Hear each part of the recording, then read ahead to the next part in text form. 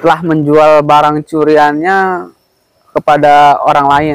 Nah, yang menarik. Dan itu hanya laku sebesar Rp30.000. Iya, benar. Kan lucu. Lucu banget. Dia sudah menghilangkan nyawa orang lain, mencuri juga, terus ketika dijual barang tersebut hanya laku sebesar Rp30.000 rupiah ya. Dapat apa sih Rp30.000 kan gitu pertanyaannya.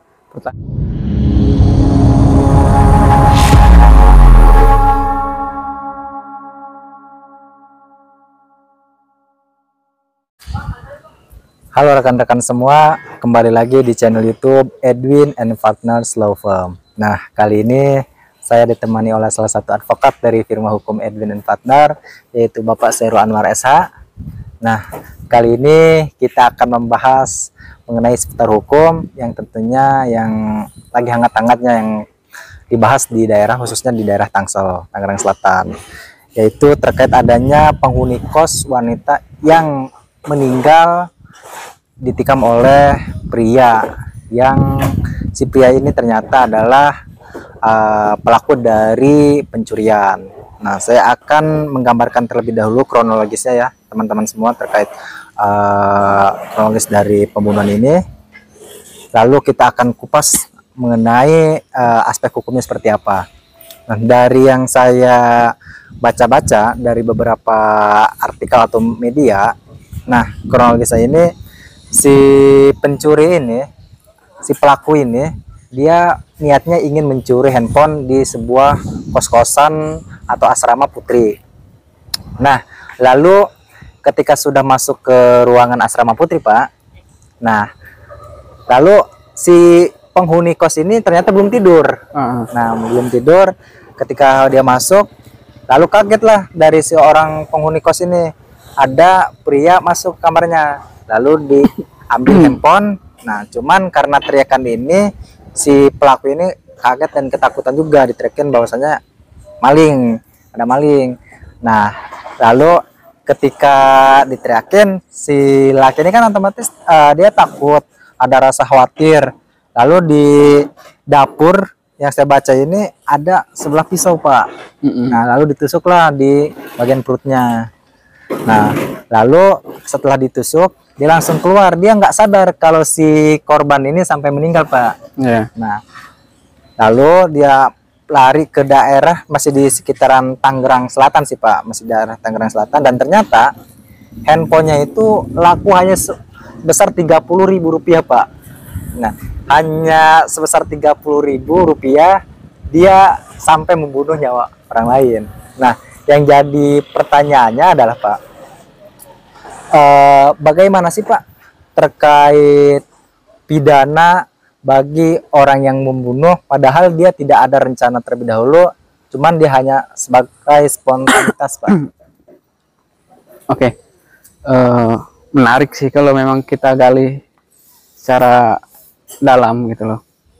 Ini kan kasusnya awalnya murni ingin mencuri. Ya, ingin mencuri, Pak, bener. Karena si korban ketika itu masih dalam keadaan sadar, akhirnya terbangun gitu kan. Oke.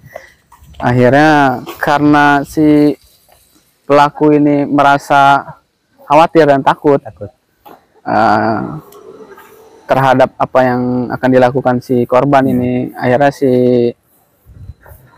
pelaku ini melakukan penusukan terhadap korban hingga menghilangkan nyawa si korban. Oke. Kalau kita gali berdasarkan dasar hukumnya, bisa nggak sih perbuatan si pelaku ini dikategorikan sebagai tindak pidana pembunuhan berencana? Kalau kita ke arah sana, karena memang ini kronologisnya tidak dalam kategori perencanaan, itu nggak bisa dimasukkan ke ranah pembunuhan berencana, tapi lebih kepada pembunuhan biasa yang diawali dengan proses pencurian itu. Pak, ya?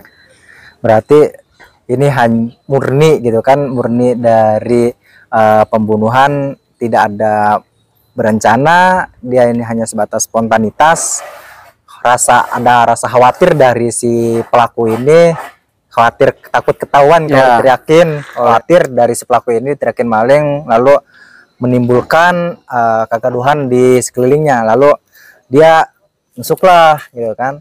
Nah tapi ada yang lebih seru lagi Pak, sebenarnya HP ini yang saya baca ini harganya itu cuma 30.000 yang dia jual.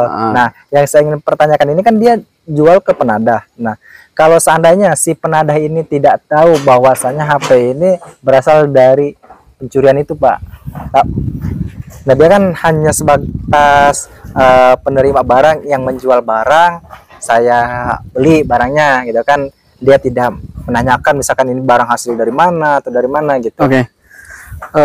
Jadi gini, sebelumnya akan kita gali dulu terkait dasar hukumnya dulu. Terkait pembunuhan ini.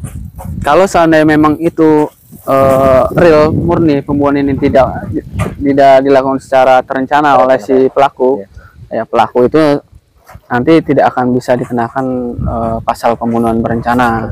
Tapi pelaku ini memang akan dikenakan pasal pembunuhan, yaitu pasal 365. Di mana pasal 365 ini sebenarnya pasal pembunuhan yang dilakukan adanya motif pencurian. Jadi untuk melancarkan suatu proses pencurian pelaku ini, karena khawatir si korban ini akan melakukan sesuatu yang akan malah mempersulit si pelaku, maka di situ terpintaslah secara langsung itu, secara respon, secara tiba-tiba untuk melakukan tindakan pembunuhan tersebut, gitu loh. Jadi itu lebih ke pasal pembunuhan aja, yang didasari adanya motif pencurian tersebut, gitu. Nggak lebih ke spesifik ke pembunuhan berencana. Sementara kalau kita gali pembunuhan berencana itu apa sih? Yaitu pembunuhan yang direncanakan sebelumnya gitu. Seandainya kita ingin membunuh seseorang, terus kita bagaimana cara untuk membunuhnya, di mana lokasi yang tepat untuk membunuhnya, apa alatnya yang akan kita harus gunakan untuk menghilangkan nyawa si korban tersebut. Gitu. Itu adalah suatu rencana yang memang sudah matang dipikirkan oleh si pelaku. Kalau ini kan secara spontanitas saja, karena khawatir si korban ini akan mempersulit atau perbuatan si korban ini akan menimbulkan kegaduhan nanti di sekitar ruang lingkup tersebut, gitu loh. Kalau kita bicara lalu si pelaku ini telah menjual barang curiannya kepada orang lain. Nah yang menarik, dan itu hanya laku sebesar 30.000 rupiah. Kan lucu banget, dia sudah menghilangkan nyawa orang lain, mencuri juga, terus ketika dijual barang tersebut hanya laku sebesar 30.000 rupiah ya. Dapat apa sih 30.000 rupiah, kan gitu pertanyaannya, pertanyaan konyolnya gitu. Nah kalau ditanyakan kembali tadi, apakah si pembeli ini bisa dikatakan menjadi ranahnya penadahan. Oke. Masuk kita ke ranah penadahan itu apa sih sebenarnya? Penadahan itu lebih masuk ke dasar hukumnya itu pasal di 480. Di sana dikatakan jelas penadahan itu, di pasal tersebut dikatakan secara terperinci, penadahan itu ialah orang yang menguasai, membeli, menyewakan atau menggadaikan dan sebagainya. Harusnya gini, si pembeli itu harusnya sudah menaruh curiga gitu loh. Ketika memang barang ini yang seharusnya di harga pasaran sekian, tapi dia beli didapatkan dari si pelaku sekian, dan ada selisih harga yang terlampau jauh, itu patut dicurigai seharusnya. Dan itu memang bisa dikatakan barang itu bukan barang pribadi, milik pribadi, hasil dari tindak kejahatan dan sebagainya lah gitu. Jadi apabila barang itu memang patut dicurigai, bukan melainkan barang asli milik pribadi, ataupun lebih dikategorikan dicurigainya adanya tindak pidana atau kejahatan atau pencurian dan segala macamnya, ya seharusnya si pembeli ini lebih teliti dalam membelinya gitu. Bukan hanya sekedar wah harga ini murah, gue beli aja lah, nggak seperti itu gitu loh. ketika memang itu patut dicurigai ya, dan itu terbukti ya, si pembeli itu bisa terjerat pasal 480 tersebut gitu loh. Walaupun sebenarnya dia tidak mengetahui barang itu murni milik pribadi atau hasil kejahatan. Tapi kan bisa diketahui dari selisih harga yang terlampau jauh. Seandainya HP kisaran, anggaplah kisaran harga secondnya 2 juta, ternyata dia beli hanya di harga 30.000, kan selisihnya jauh tuh. Jauh banget, Pak. Iya, bisa kita kategorikan itu hal yang tidak masuk akal gitu loh. Seperti itu.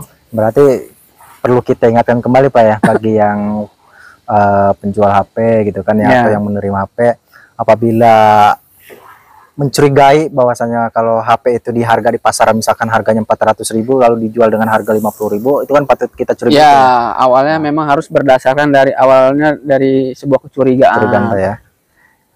Itulah, jadi dan saya baca-baca lagi ternyata ini, Pak, dari si pelaku ini ternyata emang dia udah sering melakukan tindak pencurian ini, Pak. Dan bahkan latar belakang pekerjaannya ini dia bukan sebagai buruh, tapi dia hanya sebatas pengamen jalanan, Pak, yang di lampu merah kayak gitu. Nah, karena dia terdesak karena dia nggak bisa makan, nah lalu dia awalnya nekat mencuri, dan dia takut juga, ada rasa khawatir, akhirnya kan sampai menghilangkan nyawa orang lain. Sebetulnya gini, apapun motif yang mendasarinya hingga terjadinya tindak pidana, entah karena dia dari keluarga orang yang kurang mampu ekonominya, hingga dia melakukan dengan segala cara hanya untuk sekedar makan, atau apapun itu alasannya. Ketika memang dia sudah melakukan tindak pidana, itulah disebut sebagai kejahatan gitu. Jadi terlepas apapun alasannya ya, ketika memang sudah melakukan tindak pidana ya itulah sebuah kejahatan. Dia harus diproses secara hukum. Dan ternyata si pelakunya juga udah tertangkap juga, dan kebetulan dia jaraknya tidak jauh juga, Pak, dari tempatnya si pelaku dengan tempatnya si korban, jadi tidak terlalu jauh, masih di sekitaran di Tangerang Selatan.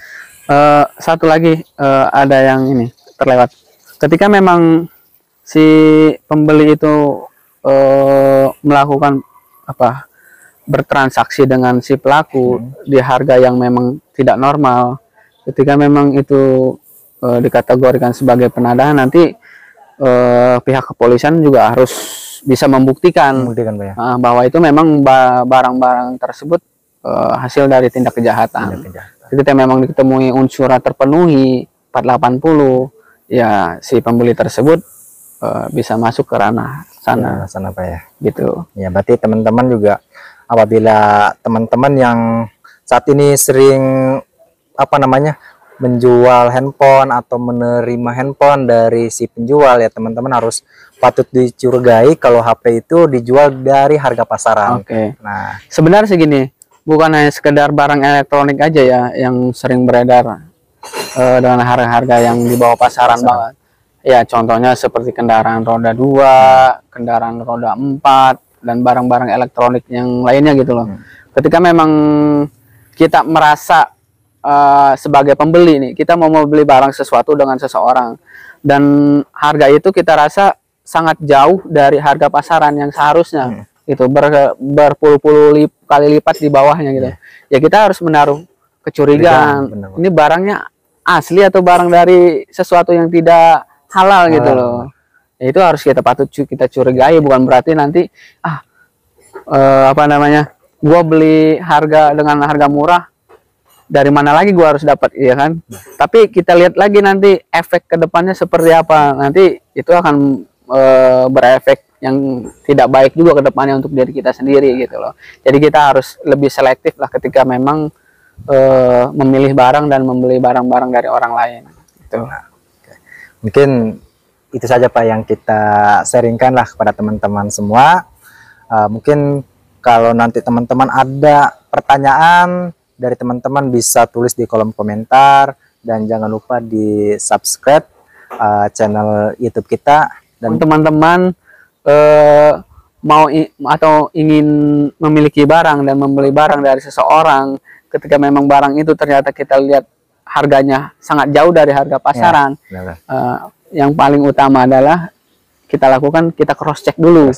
Kita harus punya unsur kecurigaan dulu terhadap barang tersebut. Jangan sampai ketika nanti kita sudah beli barang itu, kita sudah miliki, nanti akan ada efek yang negatif ke kitanya gitu loh. Contohnya seandainya ternyata si penjual tertangkap oleh pihak polisi karena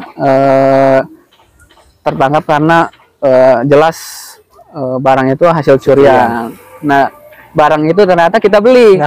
Nah, kita akan tersangkut nih. Terbawa juga Pak ya. Kita akan kebawa ke sana gitu loh. Jadi kita ada baiknya sebelum kita membeli barang, teman-teman, kita lebih selektif lagi gitu loh. Jangan asal sekedar murah gitu. Beli barang kan. Kita asal murah, kita suka, kita happy, ya sudah. Tapi kita nggak tahu nanti ke depan efeknya seperti apa gitu loh. Gitu aja sebenarnya pesan untuk hal-hal seperti ini. Oke, baik, terima kasih ya untuk teman-teman kita. Mungkin cukup sekian dari kami. Wassalamualaikum warahmatullahi wabarakatuh.